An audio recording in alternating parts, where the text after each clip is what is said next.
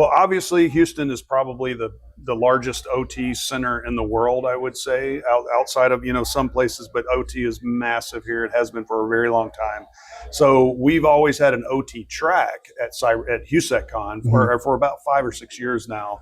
And we decided to spin that out into its own conference, because what we saw was a lot of owner operators in the OT space who needed to talk about things that were currently happening in OT and ICS, get practical knowledge. There's a lot of great conferences in OT that talk about what's coming up in 3, 4, 5 years. They do great. We wanted to have that local community here, and we wanted to make it affordable, not a barrier to entry. A lot of people are in this region. They don't have to go somewhere else to come to this conference. They don't have to travel very far. Extremely important. And as you see, we've grown the last year. We've probably almost doubled in size. Next year, we're going to get even bigger.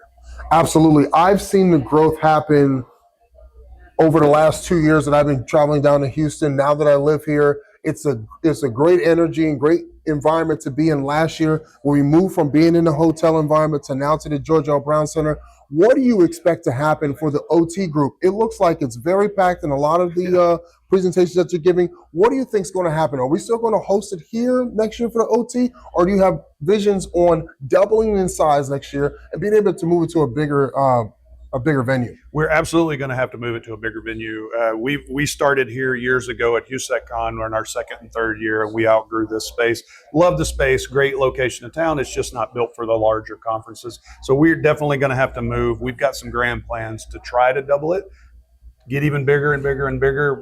The demand is there. We ran out of space this year, and ran out of space for sponsors as well. So. Well, that's a good place to be. Yep.